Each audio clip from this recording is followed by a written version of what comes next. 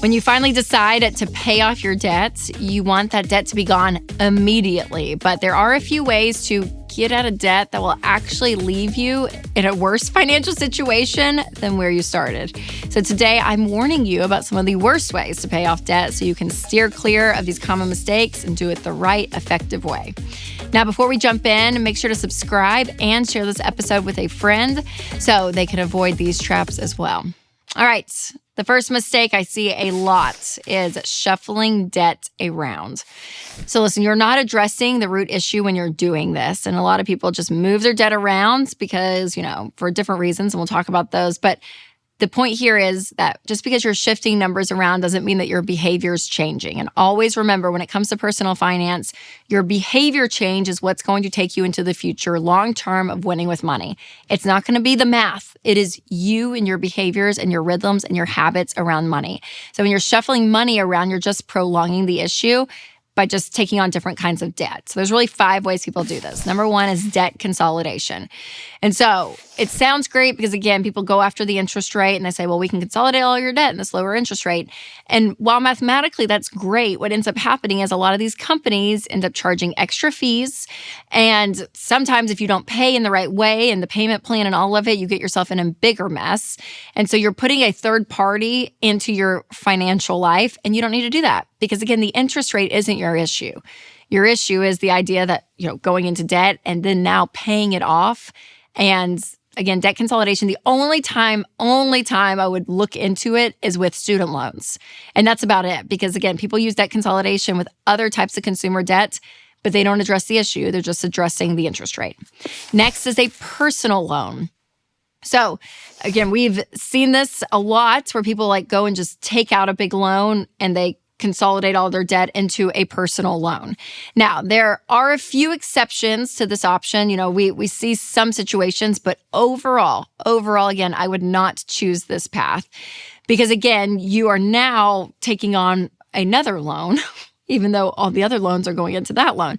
So again, it's just this idea of moving your debt around. But the sooner you just accept the fact of, hey, here's all of my debt, and keeping it separate, even though some interest rates might be higher, you actually get more of the behavior change as you're paying it off. Next is a HELOC. And so what you're doing is you're taking the equity from your home and basically borrowing on that equity. And people are doing that in the same way they do a personal loan. They take out a HELOC, use that loan to then go and pay off all the other debts, but now they still have a HELOC. And what you're doing is you're basically stealing the equity from your home and possibly the future earnings of that equity when you pull it out into a loan. Also, a 401k loan. People will go and borrow on their 401k. And what's hard about that is if you don't realize the fine print, if you leave your job in some companies, you have to pay back that loan within 90 days. Now, each company is different, but there are some risks involved in this. And then also you're unplugging your long-term wealth building play. I mean, what could be investing there and making you money, you're pulling that out into a loan. So not smart either. There's also the credit card shuffle. So this is very common. You're rotating your credit card debt and paying off one credit card with another credit card because of the interest rate. And again, it's just this idea of moving debt around. So all of these strategies, if you've done them, you are not dumb or stupid. None of that. No. These are very common practices in the world because people are motivated to get out of debt. But again, that issue specifically is only addressing the math. It's mostly addressing the interest rate. It's not addressing you as a person. And the fastest way for you to get out of debt is when you get those quick wins, which is why number 2 is so important to remember. People use the debt avalanche instead of the debt snowball. So what we teach is when you get out of debt, you want to list out all of your debts, smallest to largest, regardless of the interest rate, pay minimum payments on everything, and attack that smallest debt first. And we say that because when you pay off that smallest debt, even if it's a $700 credit card debt, you pay it off and it's this encouragement. I mean, it's literally this zap of hope of realizing, oh my gosh, I'm changing my ways. I'm doing something I've never done before.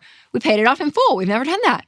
Okay, that's possible. So what else is possible? And then you look at the next debt and you say, okay, let's put some extra stuff, income and cut expenses, and we're going to pay off that second smallest. And then it's paid off. And you're like, wow, I can do this. Because you start to see that you are the magic to you winning with money.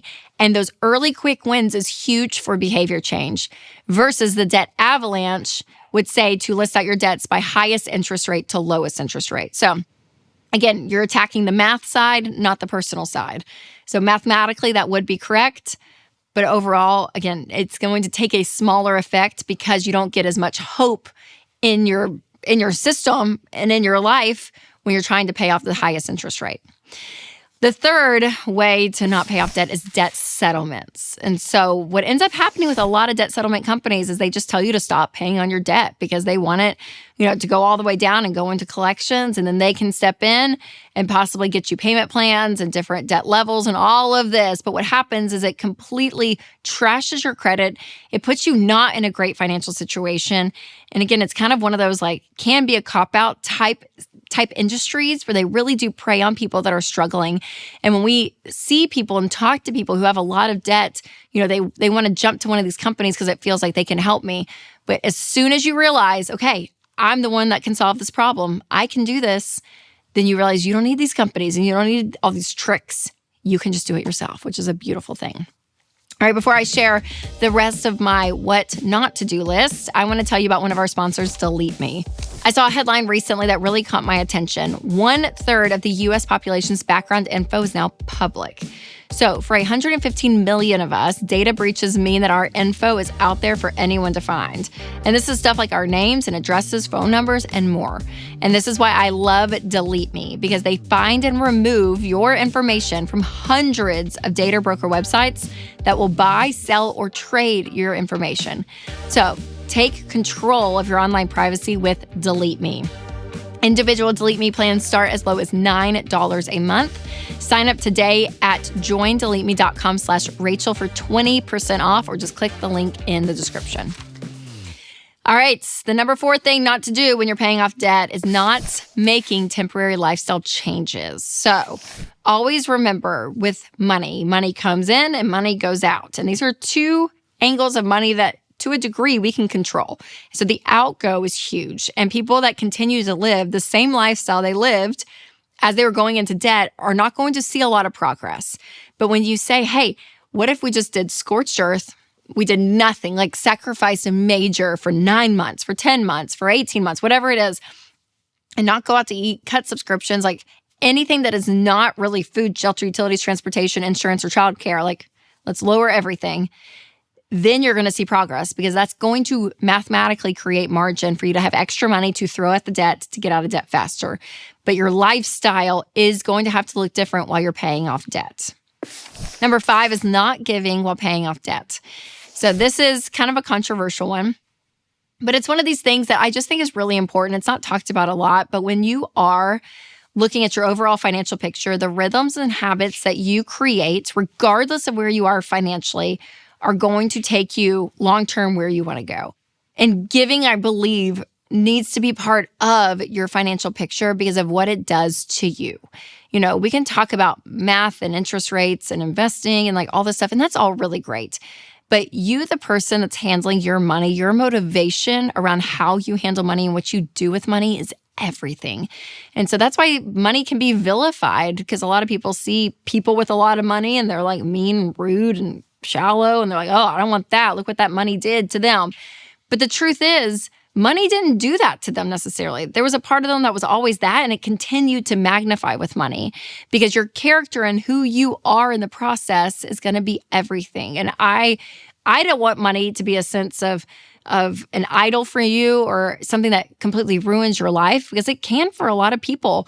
And so working on who you are in the process, even if you're in a paycheck to paycheck cycle, even if you're paying off debt, when you are giving and living life with an open hand, you really are going on the spectrum of being selfish to selfless. There's something about letting go and giving. It changes you. It really does. Yes, it gives you joy, and it's incredible when it happens. It's so fun. It is so fun.